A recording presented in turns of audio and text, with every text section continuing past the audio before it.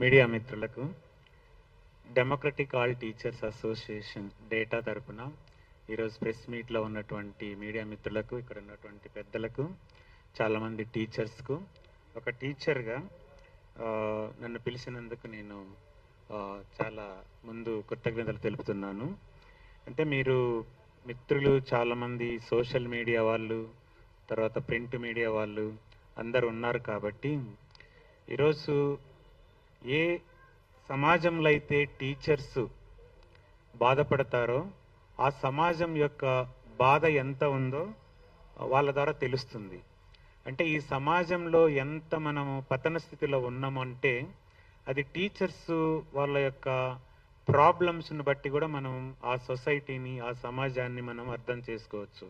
ఈరోజు టీచర్స్ అంటే ముఖ్యంగా ప్రైవేట్ కాలేజెస్లో ఉన్నటువంటి టీచర్స్, అవి మరి కాలేజ్ అనొచ్చు, ఒక్కోసారి వాటిని యూనివర్సిటీ కూడా అనొచ్చు. ఎందుకంటే కొన్ని యూనివర్సిటీస్ డీమ్డ్ యూనివర్సిటీస్ కూడా డిక్లేర్ చేసుకుంటున్నాయి. సో ఈ యొక్క టీచర్స్ యొక్క ప్రాబ్లమ్స్ మనం ఈరోజు అర్థం చేసుకోవడానికి, వాళ్ళకు ఉన్నటువంటి బాధలు చాలా సార్లు చెప్పారు. ఈ ప్రెస్ మీట్లో చెప్పాలని అనుకున్నాం కాబట్టి మన ఇంతకుముందు మిత్రులు చెప్పినట్టుగా ఈరోజు విద్యా వ్యవస్థ ఒక భూస్వామ్య వ్యవస్థగా మారుతుంది అనేది మనకు అర్థమైంది.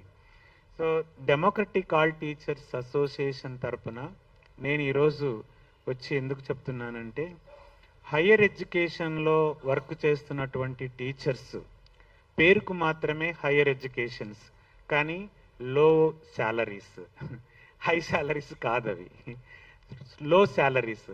అంటే పేరుకు హయ్యర్ ఎడ్యుకేషను, లో శాలరీస్. అంటే మీరు అర్థం చేసుకోండి.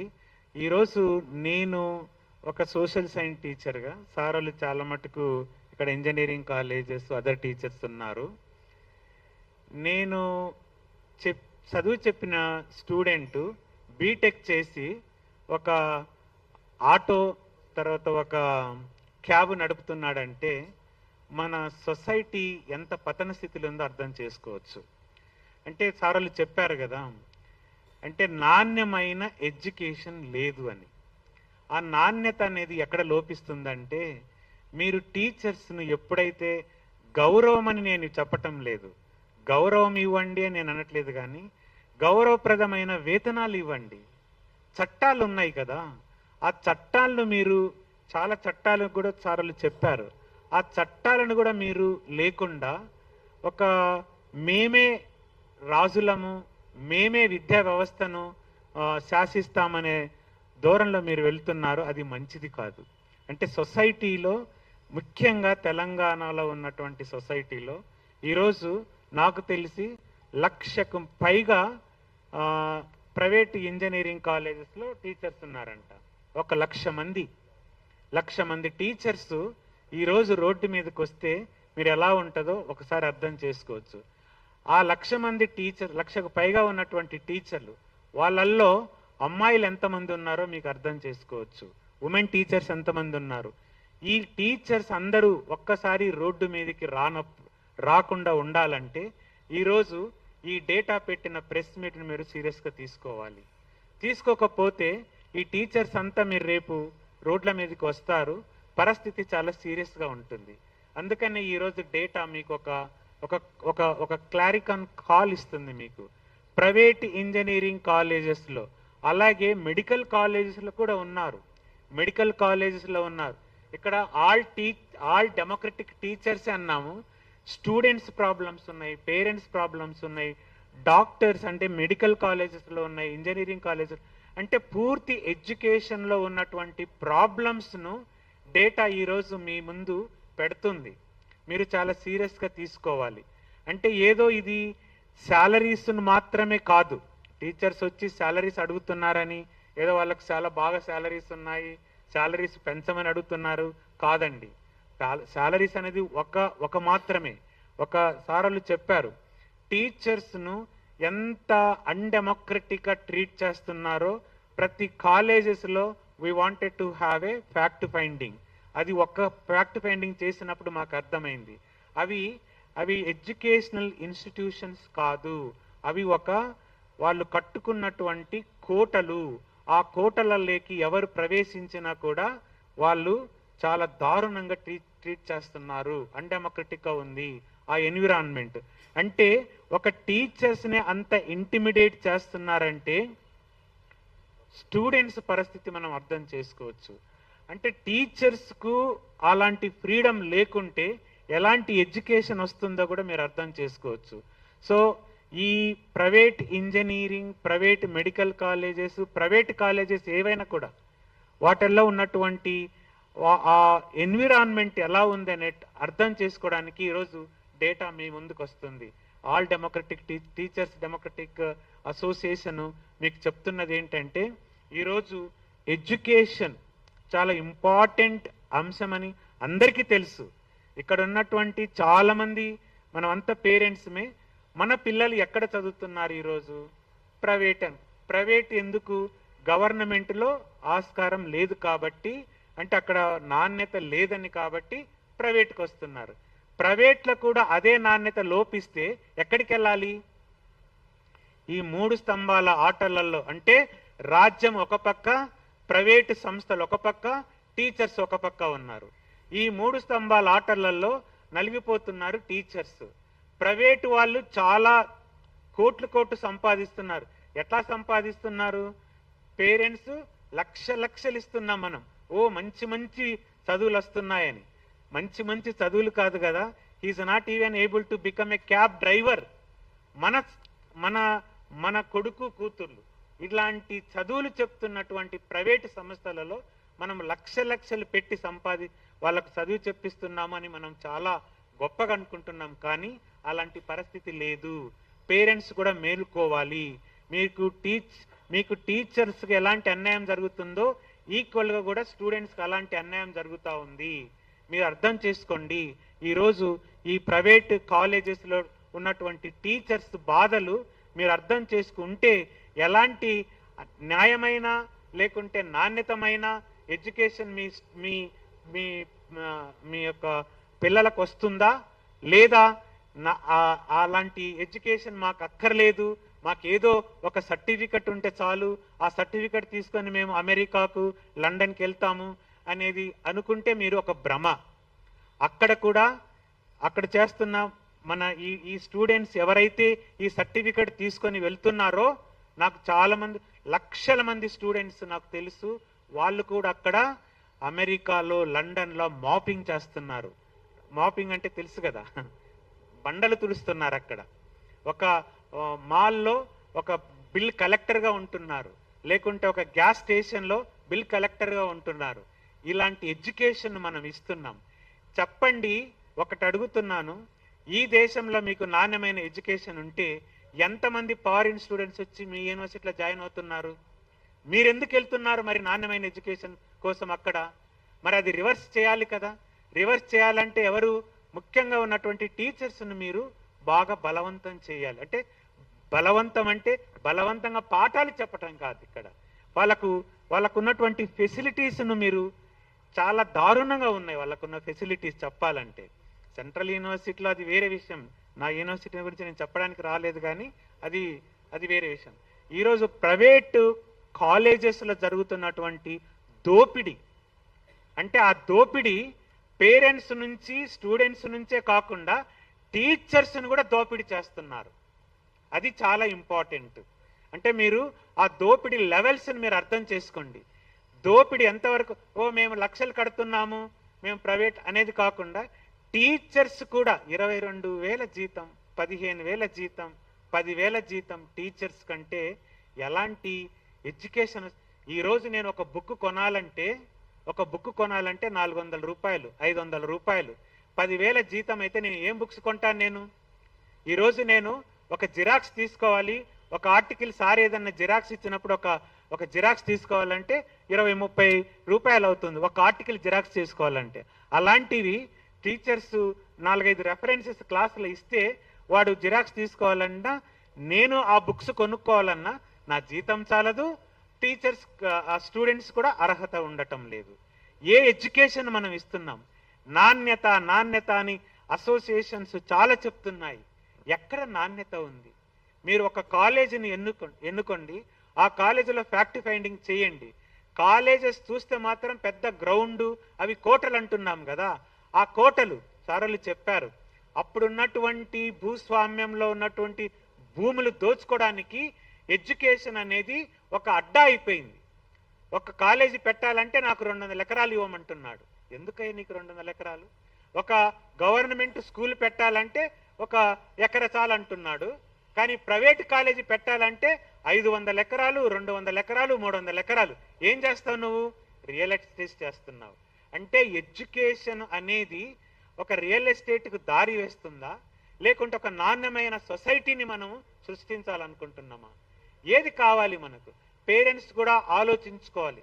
ఈరోజు ఇక్కడ డెమోక్రటిక్ ఆల్ టీచర్స్ అసోసియేషన్స్ ఏదో శాలరీ కోసం వచ్చి మమ్మల్ని ట్రాన్స్ఫర్ చేస్తున్నారు, మమ్మల్ని టీచర్స్ను అన్యాయంగా చూస్తున్నారు, వాళ్ళదేదో గోల అనుకొని మీరు అనుకోవద్దండి. పేరెంట్స్ కూడా, స్టూడెంట్స్ కూడా. ఈరోజు ప్రైవేట్ కాలేజెస్ అందరికీ ఒక అసోసియేషన్స్ ఉన్నాయి, వాళ్ళంతా కుమ్మక్కవుతున్నారు. ఏ ప్రైవేట్ కాలేజీలు అయినా కూడా మనం అటాక్ చేస్తే వేరే ప్రైవేట్ కాలేజెస్లన్నీ ఒక అసోసియేషన్స్కి వస్తున్నాయి. కానీ ప్రైవేట్ కాలేజెస్లో పనిచేసే టీచర్స్కి అసోసియేషన్ ఉండకూడదంట. ఇదెక్కడి న్యాయం? మీకు మాత్రం అసోసియేషన్స్ ఉన్నాయి, మేము టీచర్స్గా మాకు అసోసియేషన్స్ ఉండకూడదు. అక్కడికి ఉండే స్టూడెంట్స్కి అసోసియేషన్స్ లేదు. ఏ గవర్నమెంట్ చెప్పలేదు. ప్రైవేట్ కాలేజీలో ఉండే టీచర్స్కి అసోసియేషన్ ఉండొద్దని ఎక్కడ లేదు. ప్రైవేట్ కాలేజెస్లో చదువుకున్నటువంటి స్టూడెంట్స్కు అసోసియేషన్ ఉండదని ఎక్కడ లేదు. వాళ్ళకు అసోసియేషన్ లేదు, వీళ్ళకి అసోసియేషన్. కానీ ప్రైవేట్ కాలేజీలకు మాత్రం వాళ్ళందరికీ ఒక అసోసియేషన్ ఉంది. ఆ అసోసియేషన్ ఎట్లా ఎక్స్ప్లాయిటేషన్ చేయాలి, ఎట్లా సర్టిఫికెట్స్ ఇచ్చుకోవాలి, ఎట్లా మనము భూములను సంతరించుకోవాలి, ఎట్లా టీచర్స్ను అప్రెస్ చేయాలి, ఇది వాళ్ళ అసోసియేషన్ యొక్క ముఖ్య ఉద్దేశం. కానీ ఈ ఈ ఈ డెమోక్రటిక్ టీచర్స్ ఆల్సో వీళ్ళ ఉద్దేశాలు చూడండి, అట్లా కాదు, డెమోక్రటైజ్ చేయాలి. అంటే ఈ ప్రైవేట్ కాలేజెస్లో డెమోక్రసీ అని చెప్తున్నారో లేదనా? అంటే most of the private colleges do not have social science. I believe they don't have social science. Democracy అంటే తెలియదు, ఫ్రీడమ్ ఆఫ్ ప్రెస్ అంటే తెలియదు, ఒక టీచర్ మాట్లాడాలి అని అంటే తెలియదు. సార్ చెప్పాడు కదా 5 నిమిషాలు ఆడిపోతే మీరేం టీచర్స్, మీరు గూన్సా అంటున్నారు కాలేజీలకు వెళ్తే. అంటే టీచర్స్ను అంటే ఒక ఎంత దారుణంగా ట్రీట్ చేస్తున్నారో మీరు అర్థం చేసుకోవచ్చు. ప్రైవేట్ కాలేజ్, ప్రైవేట్ ఎడ్యుకేషను మనము ఎంకరేజ్ చేయకూడదు అనుకున్నాం. కానీ గవర్నమెంట్ సెక్టార్ ఎప్పుడైతే వీకెన్ అయిపోయిందో, ఈ వీకెనింగ్ అక్కడ స్ట్రెంత్ అయిపోయింది, ఈ పడిపోవటం అక్కడ పెరుగుదల అయిపోయింది. ప్రైవేట్ కాలేజెస్ పెరుగుతున్నాయి, గవర్నమెంట్ కాలేజెస్ తగ్గిపోతున్నాయి. ఈ రోజు రెండే కదా, యూనివర్సిటీ మనకు హైదరాబాద్లో ఉన్నటువంటి ఉస్మానియా యూనివర్సిటీ, జేఎన్టీయు, తర్వాత అదర్ కాలేజెస్. ఈ 2 ఏజెన్సీస్ల కింద నడుస్తున్నటువంటి medical colleges, engineering colleges, pharmacy colleges, ఈ కాలేజెస్లో ఉన్న టీచర్స్ అందరినీ కూడా కట్టుకోవాలనేది ఆల్ డెమోక్రటిక్ టీచర్స్ అసోసియేషన్ వస్తున్నారు. వాళ్ళందరితో తిరగాలనుకుంటున్నారు. మీరు దీన్ని అల్లటప్పగా తీసుకోవద్దు, నాన్ సీరియస్గా తీసుకోవద్దు. ఇది చాలా సీరియస్ విషయము. 1 లక్షకు పైగా టీచర్స్ ఉన్నటువంటి ఈ సంస్థలో, అంటే 1 లక్షకు పైగా ఉన్నటువంటి ఈ ప్రైవేట్ కాలేజీ టీచర్స్లో ఉన్నటువంటి ఈ డెమోక్రటిక్ ఆల్ టీచర్స్ అసోసియేషన్స్ ఒక్కసారి రాబోతున్నారు. మీరు అర్థం చేసుకోండి, సమస్య చాలా తీవ్రతంగా ఉంది. సారులు చెప్పారు ఎంత అన్యాయం. 3 లక్షలు డిపాజిట్ చేసి, 3 లక్షలు అంటే మనం ఏదో సినిమాలలో చూస్తాం కదా, కోడిని యాలగట్టి కోడిని చూస్తున్నట్టు. 3 లక్షలు జీతం వస్తుంది, కానీ 50,000 జీతం డ్రా చేసుకోవాలి. ఎక్కడన్నా ఉందా? ఏ దేశంలో అయినా ఉందా ఇలాగా? ఏ సొసైటీలో అయినా ఉందా ఇలాగా? ఎంత దారుణం. అలాంటి టీచర్స్ను మీరు మళ్ళీ 8 గంటలు 12 గంటలు పాఠాలు చెప్పాలి. ఎంత రిస్క్. అంటే ఎవాల్యుయేషన్ చేయాలి, పాఠాలు చెప్పాలి, మళ్ళీ మీకు అంటే ఇంకా అలాంటి మాటలు కూడా యూజ్ చేయకూడదు. కానీ ఒక టీచర్స్ను ఈడిగం చేస్తున్నారు, ఊడిగం చేపిస్తున్నారు. అంటే ఒక టీచర్స్ను మీరు ఎంత దిగజారుస్తున్నారు అక్కడ. ఇది మీకు పద్ధతేనా? అసలు సొసైటీ మీరు ఇట్లా ఉండొచ్చా? మన సమాజం ఒప్పుకోవచ్చా దీన్ని? టీచర్స్ని ఇలా ట్రీట్ చేయటము? మనం అంతా చదువుకున్నాం కదా. టీచర్స్కు జరుగుతున్న అన్యాయాన్ని టీచర్స్ చెప్తే పిల్లలకు, పేరెంట్స్కు వాళ్ళ ప్రాబ్లమ్స్ అన్నీ వస్తాయి. కానీ ఈరోజు టీచర్స్ మాత్రమే ఇలా ఉందని చెప్తున్నారు. అంటే ఈరోజు నేను ఏం చెప్తున్నానంటే, రాజ్యం అంటే స్టేట్కున్న అసోసియేషన్, సార్లు చెప్పారు, ఏఐసిటి ఉంది, తర్వాత 1982లో పెట్టినటువంటి చట్టం ఒకటి ఉంది, తర్వాత యూజీసీ ఉన్నది, తెలంగాణ హైయర్ ఎడ్యుకేషన్ ఉన్నది. ఈ బాడీస్ అన్నిటికీ ప్రైవేట్ టీచర్స్ వెళ్ళి ఎక్కడ కంప్లైంట్ చేసినా కూడా వాళ్ళు స్పందించటం లేదు. అంటే వాళ్ళు రాజ్యంలో భాగము, స్టేట్లో భాగం. స్టేట్ ఒక పక్క, ప్రైవేట్ ఇన్స్టిట్యూషన్స్ ఒక పక్క. టీచర్స్ కూడా ఎవరు పట్టించుకోవాలి? అంటే ప్రెస్కు చెప్తున్నాం పట్టించుకోమని, అంటే మీరు పట్టించుకుంటారని, కానీ మేము రాజ్యానికి చెప్తున్నాం, స్టేట్కు చెప్తున్నాం. రేపు మీ ప్రైవేట్ ఇన్స్టిట్యూషన్స్ వాళ్ళు మీకు ఎలక్షన్స్లో ఫండింగ్ ఏజెంట్స్ అయ్యుండొచ్చు. ప్రైవేట్ కాలేజెస్ అన్ని మీకు ఎలక్షన్స్లో ఫండింగ్ అయ్యుండొచ్చు. ఆ ఫండింగ్ అంతా ఎక్కడి నుంచి వస్తుంది? మా పొట్టలు కొట్టి, మా జీవితాలను కొట్టి మీరు ఫండింగ్ చేస్తారు. ఆ ఎలక్షన్స్ ద్వారా మీరు ఎలక్షన్స్లో అయ్యి ఈరోజు ప్రైవేట్ కాలేజీలకు కొమ్ము కాస్తారా? లేకుంటే ఈ సమాజాన్ని బాగు చేయాలి అనేటువంటి ఉద్దేశం మీకుంటే టీచర్స్ను, పేరెంట్స్ను, స్టూడెంట్స్ను మీరు వాళ్ళ ప్రాబ్లమ్స్ మీరు పెట్టుకుంటారా? మీరు అర్థం చేసుకోండి. నేను చెప్తున్నాం, ఈరోజు ఈ 3 స్తంభాల ఆట టీచర్స్ చాలా నలిగిపోతున్నారు. సో వాళ్ళకున్న ప్రాబ్లమ్స్ ఒకసారి నాకు తెలిసింది, ఒక ప్రైవేట్ ఇంజనీరింగ్ కాలేజీ టీచరు ఎంత దారుణం అంటే, ఈరోజు అతను బైక్ మీద వెళ్తుంటే యాక్సిడెంట్ జరిగి చనిపోయాడు. 2 పిల్లలు, భార్య యంగ్ ఉంది. వాళ్ళని ఎవరు చూసుకోవాలండి?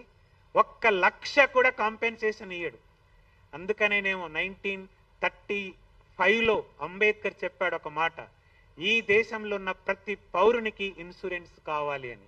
అంటే ఎట్లా ఉందంటే, ఒక అగ్రికల్చర్ వర్కర్కు కూడా ఇన్సూరెన్స్ కావాలన్న అంబేద్కర్. ఒక అగ్రికల్చర్ వర్కరు, నేను పొలం పనులు వెళ్తే నాకు పాము కుట్టో లేకుంటే తేలు కుట్టో నేను చచ్చిపోతే వాడు ఏదన్నా ఒక 10,000 20,000 ఇస్తే నేను బతకాలి, అంతే. నాకు ఇన్సూరెన్స్ లేదు. ఈరోజు ఒక యూనివర్సిటీ టీచర్గా నేను చనిపోయినా కొన్ని లక్షలో కొంత డబ్బు మా ఫ్యామిలీకి వస్తుంది. కానీ ఒక private engineering college teacher road మీద యాక్సిడెంట్ అయి చనిపోతే 1 పైసా కూడా కాంపెన్సేషన్ రావటం లేదు. స్టేట్ లేదు, ప్రైవేట్ కాలేజెస్ లేవు. ఎట్లా బ్రతకాలండి వాళ్ళు? అంటే సార్లు అంటున్నారు కదా, ఒక ఎడ్యుకేషన్, ప్రైవేట్ ఇన్స్టిట్యూషన్స్ అనేటి ఒక ఫ్యూడల్ వ్యవస్థలో అగ్రికల్చర్ వర్కరు పొలంలో చనిపోతే వాడిని ఎవరు పట్టించుకోరు. వాడికి ఇన్సూరెన్స్ లేదు, వాడి భార్య పిల్లలకు ఎలాంటి రక్షణ లేదు. అలాంటి అగ్రికల్చర్ వర్కర్ లాగానే ఈరోజు ప్రైవేట్ ఇంజనీరింగ్ కాలేజెస్లో ఉన్నటువంటి టీచర్ పరిస్థితి. ఇంకా మీకు అంతకంటే ఇంకా ఏం చెప్పాలి? అంతకంటే దారుణంగా ఉన్నటువంటి టీచర్స్ పరిస్థితి మీరు అర్థం చేసుకుంటారు. వాళ్ళకున్నటువంటి రైట్ లేదు. వాళ్ళ ఫ్యామిలీ ఎలా ఉండాలి? వాళ్ళ పిల్లలకి ఎలా చదువు చెప్పించుకోవాలి? అర్ధాకలితో ఎలా చదువు చెప్తారు వాళ్ళు? అర్థం కావా మీకు? ఇంతకన్నా ఇన్హ్యూమన్ గా మీరు ఎలా ఉంటారు? మానవత్వం ఉండదా? ఒక టీచర్ ఇలా చెప్పుకుంటున్నారు అని అంటే ఎంత సిగ్గుచేటి సమాజానికి. సిగ్గుచేటు కాదా? సార్లు చెప్పారు కదా, మనకంటే వెనకబడిన దేశాలు ఈరోజు మనకంటే ఎంతో ముందుగా ఉన్నాయి. ఎందుకున్నాయి మీకు తెలుసో తెలియదో? తెలుసు అనుకుంటాను. మీరు జపాన్లో ఎక్కడైనా కానీ జపాన్లో ఒక టీచర్ రైలు ఎక్కితే ఆ టీచర్స్ ఒక బ్యాడ్జ్ ఉంటుందంట. జపాన్ హైలీ టెక్నాలజికల్ కదా. అతను ఎలిమెంటరీ స్కూల్ టీచర్ అయినా కూడా ఒక బ్యాడ్జ్ ఉంటుందంట. ఎంత కిక్కిరిసి ఉన్నా, బస్ అయినా ట్రైన్ అయినా కానీ ఆ టీచర్ను చూసి వాళ్ళు లేచి సీట్ ఇస్తారంట. మరి అంత గొప్ప సొసైటీ ఎట్లయింది ఈరోజు? బుద్ధిజం కదా అది. బుద్ధిజంలో ఉన్నటువంటి ఎథిక్స్ అక్కడ నేర్పించాయి. జపాన్లో ఈరోజు టెక్నాలజికల్గా ఎంత ముందుందండి అది. ఒక టీచర్స్ అలా గౌరవిస్తారు. ఒక టీచర్ నిలబడ్డాడు బస్సులో, ఒక ట్రైన్లు అంటే వాళ్ళు సిగ్గుచేటుగా ఫీల్ అయ్యి ఇమ్మీడియట్గా అతని టీచర్కు ప్లేస్ ఇస్తారంట. ఇప్పుడు జరుగుతున్నటువంటిది, ఎప్పుడో కాదు ఇప్పుడు జరుగుతున్నటువంటిది. అలాంటి టీచరు మన దేశంలో యాక్సిడెంట్ అయి రోడ్డు మీద చనిపోతే పట్టించుకుంటే దిక్కు లేదు. వాళ్ళ పిల్లలు ఎలా ఉన్నారు, ఫ్యామిలీ ఎలా ఉందనేది కూడా తెలియదు మీకు ఈరోజు. కానీ మీకు మాత్రం లక్షల రూపాయలు ఫీజులు కావాలి, లక్షల రూపాయలు మీకు ఒక పేరెంట్స్ వచ్చి మీకు bags of full of money they have to give you. ఏం ఇలాంటి సొసైటీలో ఎలా ఉండాలనుకుంటాం మనం? ఈరోజు డెమోక్రటిక్ ఆల్ టీచర్స్ అసోసియేషన్ చెప్తుంది మీకు ప్రాబ్లము చాలా దారుణంగా ఉంది. ప్రైవేట్ స్కూళ్ళల్లో కంటే ప్రైవేట్ ఇంజనీరింగ్ కాలేజెస్, ప్రైవేట్ కాలేజెస్లో ఉన్నటువంటి ప్రాబ్లమ్స్ చాలా ఉన్నాయి, ఇంకా ఒక్కొక్కటిగా వస్తున్నాయి. ఈరోజు ఒక టీచర్స్ గురించి ఇలా జరిగిందని మేము వచ్చాం, కానీ లక్షల మంది టీచర్స్ ఉన్నారు దీని వెనకాల. మీకు అర్థం కావటం లేదు, మీరు అర్థం చేసుకోండి. లేదు మాకు 5 ఏళ్లకు ఒకసారి ఈ ప్రైవేట్ కాలేజెస్ కోట్ల రూపాయలు మాకు ఫండింగ్ చేస్తే చాలు మా ఎలక్షన్స్ లో వాళ్ళకి కావాల్సిన ఇస్తామనుకుంటే అది మీ యొక్క మూర్ఖత్వం. కానీ టీచర్స్ ఈరోజు వస్తున్నారు, టీచర్స్ వెనక పేరెంట్స్ వస్తారు, పేరెంట్స్ వెనక పిల్లలు కూడా వస్తారు, సొసైటీ మొత్తం వస్తుంది. ఈరోజు మీరు అర్థం చేసుకోండి. ఈరోజు ఒక హెచ్చరిక మాత్రమే మీకు ఇది, ఈరోజు పెట్టినటువంటి ప్రెస్ మీటు. ఈ డేంజర్ని మీరు అర్థం చేసుకోలేకపోతే మీరు చాలా పొరపాటు చేస్తున్నారు, అర్థం చేసుకోండి. ఈరోజు టీచర్స్ వచ్చేదో జీతాలు మాత్రమే అడగటం లేదు, మిమ్మల్ని జీతాలు ఇవ్వమని మాత్రం అడుగు. సొసైటీలో జరుగుతున్నటువంటి ప్రతి ప్రాబ్లమ్స్ వీళ్ళు ఎక్స్పోజ్ చేయడానికి మేము ముందుకు వస్తున్నారు, అర్థం చేసుకోండి అని ఈరోజు చెప్తూ ఇక్కడ చాలా డిమాండ్స్ పెట్టారు. వాళ్ళు అవసరమైన ఇమ్మీడియట్ డిమాండ్స్ పెట్టారు. తర్వాత ప్రభుత్వం ఏం చేయాలో కూడా ఇక్కడ పెట్టారు.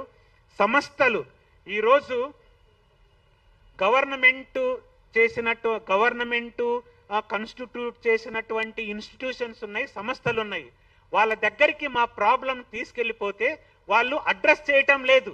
అది కూడా ఒకటి, మీరు అడ్రస్ చేయాలి. అంటే మీరు ఆ సంస్థలు కూడా ప్రైవేట్ కాలేజెస్లకు కొమ్ము కాస్తున్నాయని ఇక్కడ చెప్పారు. మీరు అర్థం చేసుకోండి. అంటే ఎంత దారుణంగా ఉంది.